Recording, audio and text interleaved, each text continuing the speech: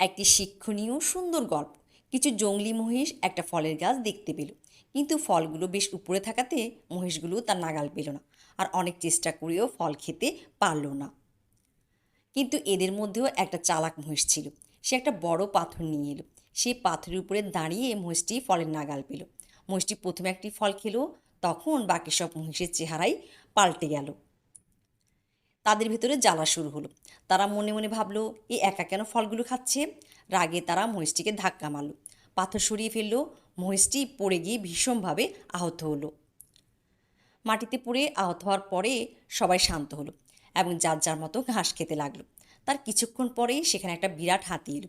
হাতিটি তার লম্বা সুর দিয়ে সে ফলগুলো পেড়ে খেতে লাগলো। মহিষগুলো দেখছিল, কিন্তু হাতিকে কিছু বলার সাহস তাদের ছিল না।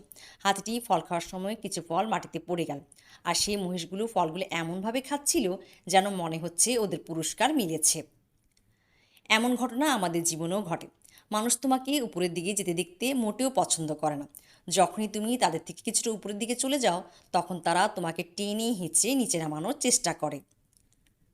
কিন্তু তুমি যদি তাদের চেয়ে অনেক উপরে চলে যাও, তখন তাদের আর কিছুই করার থাকে না। তখন তারা তোমাকে মানতে বাধ্য থাকে। গল্পের শিক্ষা: নিজেকে এমন জায়গায় প্রতিষ্ঠিত করো যাতে লোকের ছোড়া কাদা তোমাকে ছুতে না পারে। তোমাকে তারা সম্মান ও সমীহা করতে বাধ্য হয়। গল্পটি ভালো লাগলে একটা লাইক দিবেন, আর এমন শিক্ষণীয় সুন্দর গল্পগুলো শুনতে চ্যানেলটি সাবস্ক্রাইব করে পাশে থাকবেন।